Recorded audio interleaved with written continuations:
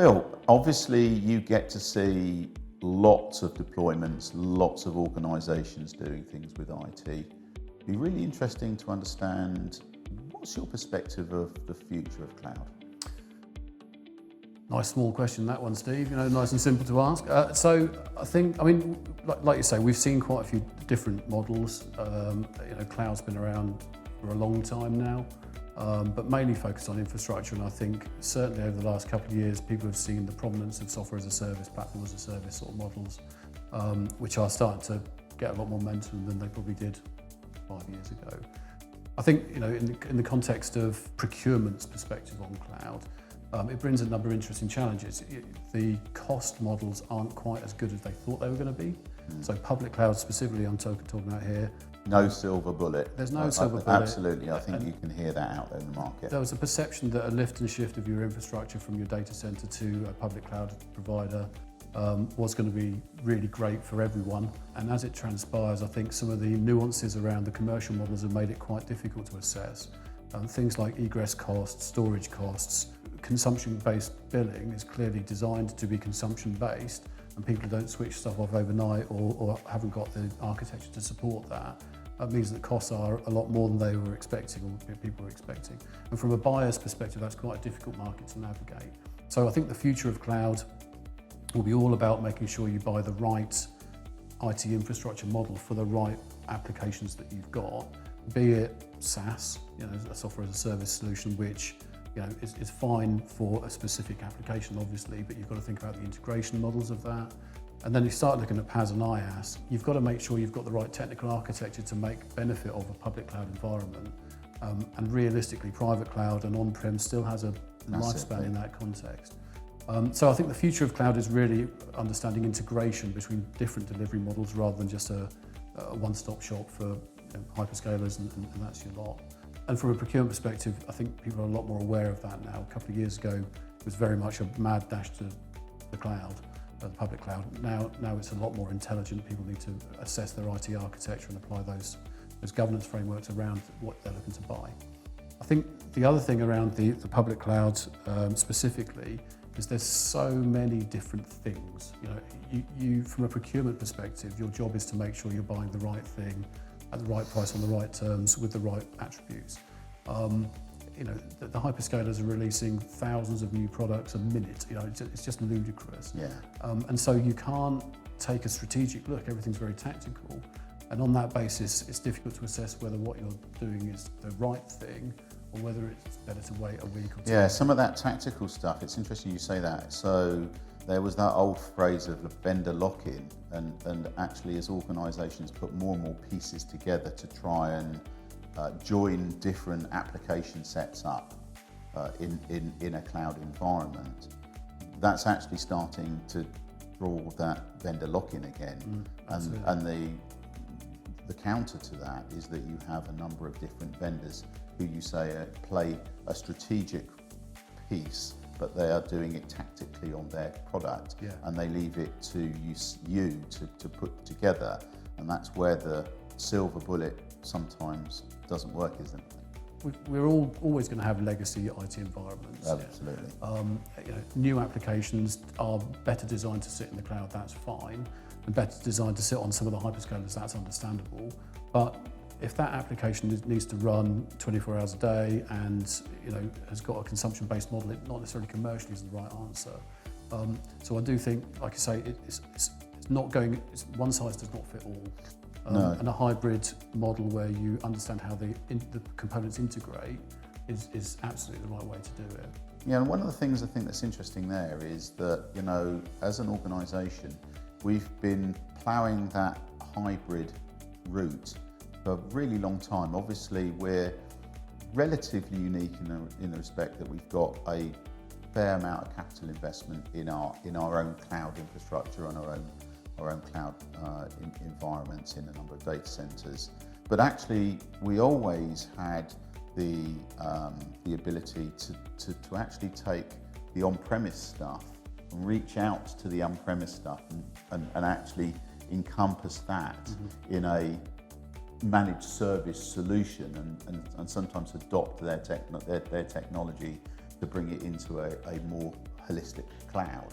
And clearly when the public cloud providers came along, we were able to extend it the other way. So you sort of had this arm's reach with, with a hybrid environment, our environment, cloud environment in the middle.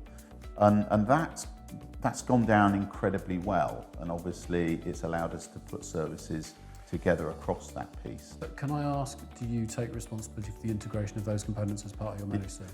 Yeah, absolutely, and I think so.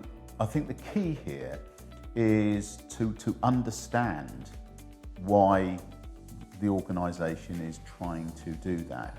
If you just go, yes, I can provide turnkey solution over there, then actually what you are doing is you're probably setting that client up for a problem downstream when they then shift or pivot their business and find out that model doesn't quite work in the way that it does. And actually I think what we see there is that is some of the organisations that are coming back towards an on-prem or an on-prem within a data centre, because I think everybody's going, no, nobody's really thinking about on-prem anymore, just from a resilience perspective. They're doing that actually because what they found is that they're having to make too many compromises in their business to actually allow their business to flow properly.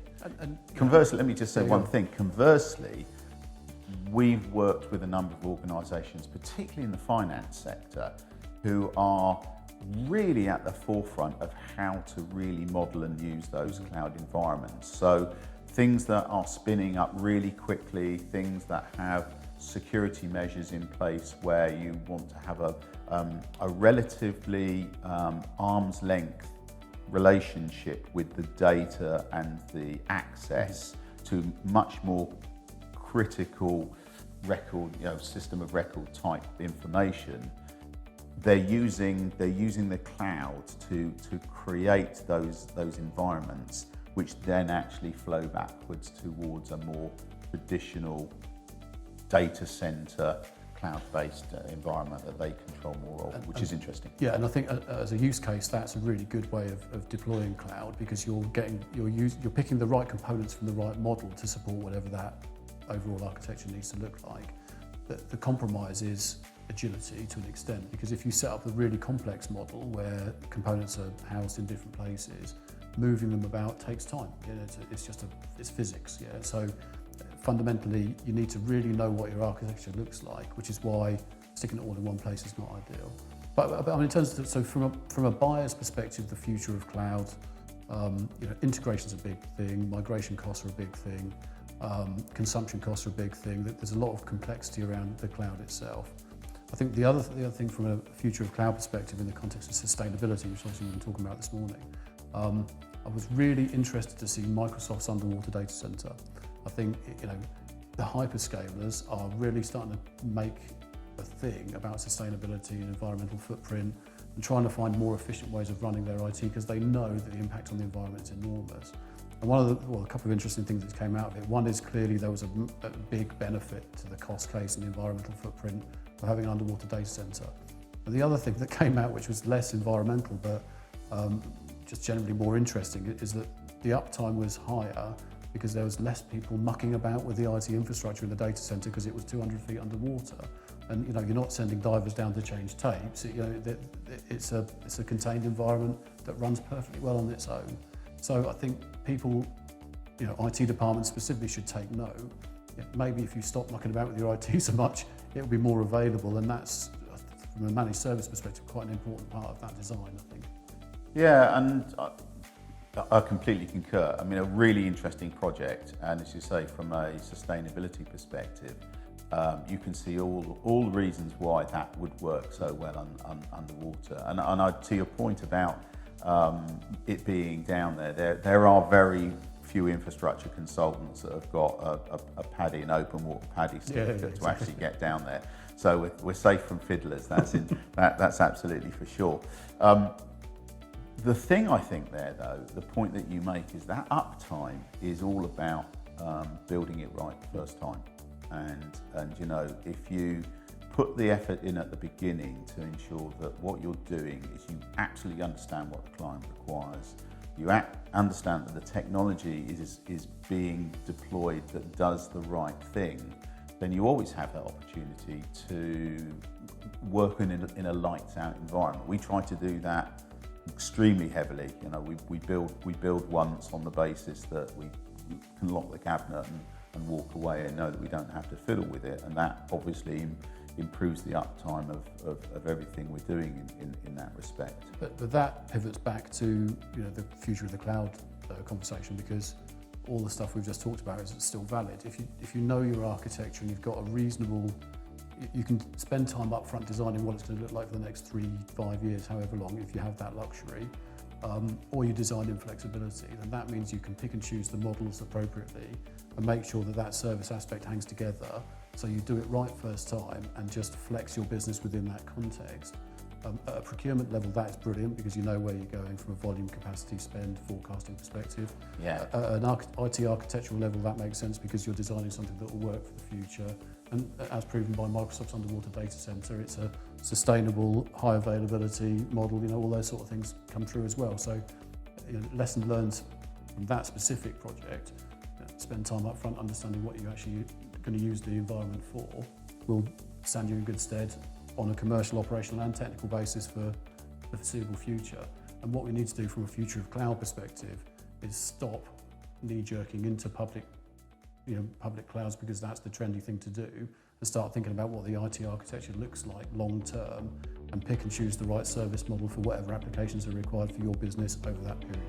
That's my summary. Long summary, but my summary. No, really good. Thanks for that. It's that's really insightful.